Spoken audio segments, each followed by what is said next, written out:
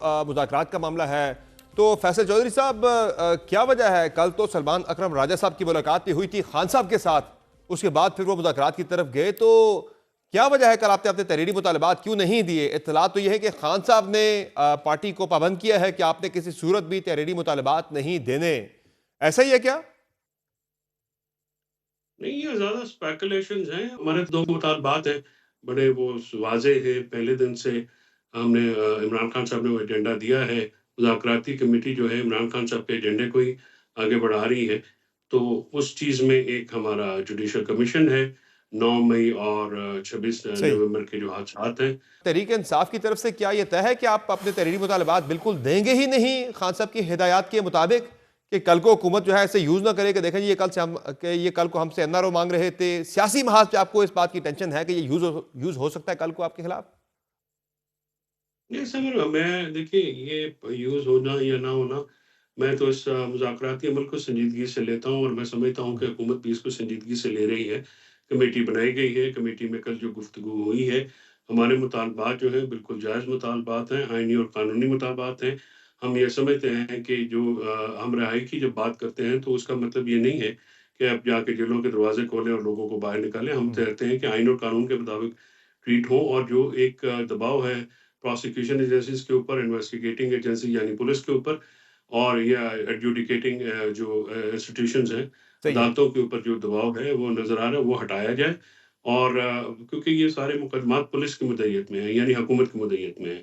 تو ہم یہ چاہتے ہیں کہ جو لوگ ہمارے، کیونکہ جو کارکنان اور رہنما ہیں ان کی بیلز میچور ہو چکی ہیں، تو ان کو جو ہے اس طرح سے نہ ٹریٹ کیا جائے کہ ایک مقدمے میں جو بیل ہوتی ہے تو عدالت کے دروازے کے اوپر تو فیصل صاحب آپ پکڑ لیتے ہیں، پھر جب بھی دوسرا ہوتا مقدمہ. ہے کوئی آپس میں کوئی انڈرسٹینڈنگ ہوتی ہے کسی بندے کی رہائی کے حوالے سے، ایسا تو نہیں ہوتا کہ عدالت سے گیا کہ جیل کے دروازے کھلوائے جاتے ہیں؟ یہی ہوتا ہے کہ پروسیکیوشن جو ہے وہ سلو کر دی جاتی ہے، یا اس میں جو ہے وہ اپنا کیس جو ہے وہ کمزور کر دیا جاتا ہے اور اس سلسلے میں رہائی ہو جاتی ہے. کرنا تو گورنمنٹ نہیں ہوتا ہے نا، پروسیکیوشن نہیں کرنا ہوتا جو بھی کرنا ہوتا ہے.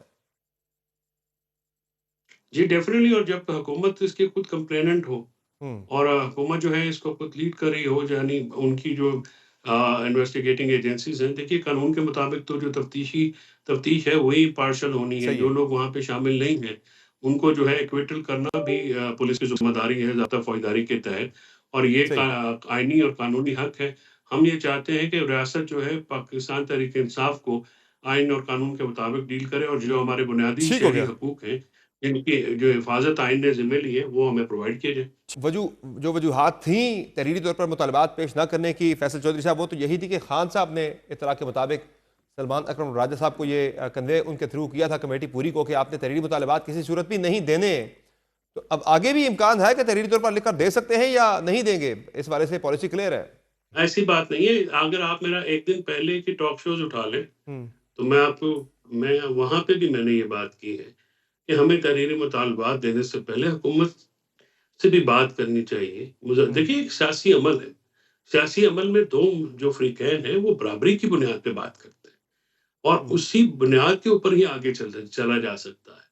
ہم یہ چاہتے ہیں کہ جو بھی مطالبات ہوں دونوں طرف سے وہ سنجیدگی کے ساتھ بات کرنی ہے. اگر ایک فریق جو ہے، اگر اس دونوں فریقین ایک دوسرے سے بات شروع کرنے سے پہلے یہ طے ہوتا ہے کہ آپ اپنا ایجنڈا دیں گے یا کاؤنٹر ایجنڈا ہوگا، کاؤنٹر ایجنڈا کے اوپر گفتگو کیسے کی جائے گی، انہوں نے کہا کہ ہمارا کوئی کاؤنٹر ایجنڈا نہیں ہے، تو پھر حکومت جو ہے وہ ابھی ہمارے ایجنڈے کے اوپر بات کرے گی.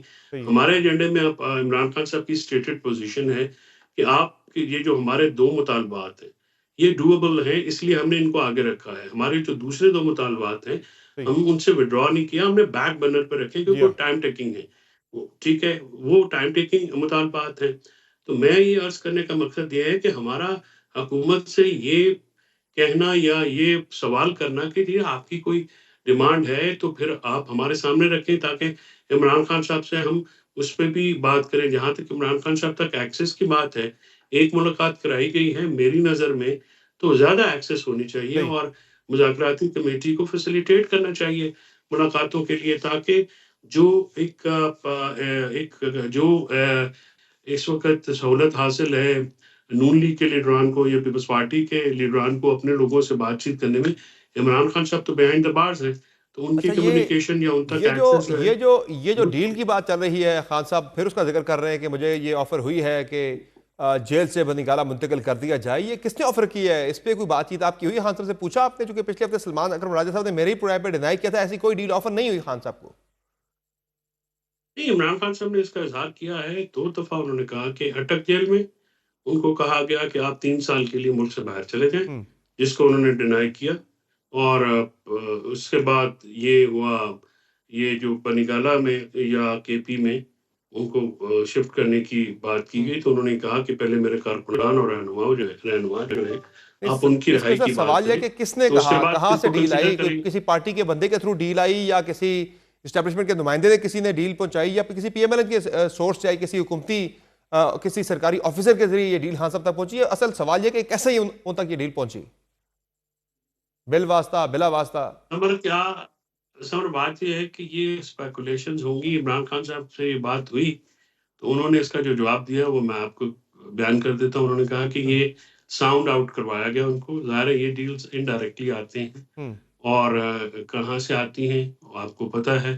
پاکستان کی ایک تاریخ بھی ہے، پاکستان کی ایک ہسٹری ہے جس میں حکومتیں جو ہیں وہ جو موجودہ حکومتیں ہیں ان کو پتہ بھی نہیں چلتا، تو پیچھے سے 7 بجے جیل کے دروازے بھی کھل جاتے ہیں، کہ تو یہ اسٹیبلشمنٹ نے چیزیں بھی ہوتی ڈینائی ہیں۔ کیا ہے کہ ایسی کوئی ڈیل ہم نے آفر نہیں کی، گورنمنٹ کہہ رہی ہے ایسی کوئی ڈیل ہم نے آفر نہیں کی، تو پھر یہ کہاں سے آئی ڈیل؟ یہ سوال یہ پیدا ہوتا ہے۔ اس ڈینائل کے بعد تو پھر ضروری ہے کہ ڈیل آفر ہوئی ہے۔ ہم، اچھا۔ مطلب میں ڈینائل کے بعد جو ہے میں تو بالکل اس پہ پکا ہو گیا ہوں کہ یہ ہوئی ہے، اور عمران خان صاحب نے خود بتایا ہے۔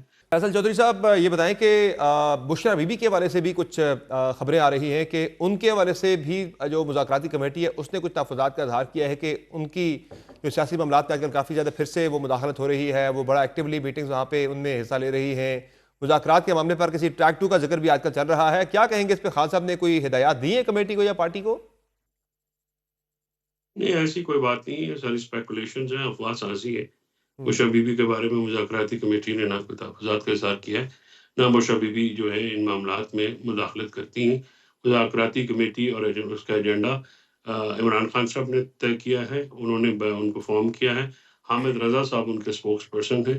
مذاکراتی عمل اور مذاکرات سے متعلق جتنے بھی آپ سے میڈیا انٹریکشن ہے وہ حامد رضا صاحب کریں گے۔ حامد رضا صاحب بھی کی اسٹیٹمنٹ کو پالیسی اسٹیٹمنٹ سمجھا کمیٹی کی جائے گا، طرف سے خان اور صاحب کو ایسی اسی کوئی سجیشن یا تجاویز دی گئی ہیں کہ بشرا بی بی کو کم از کم اس مذاکرات کے عمل سے دور رکھا جائے؟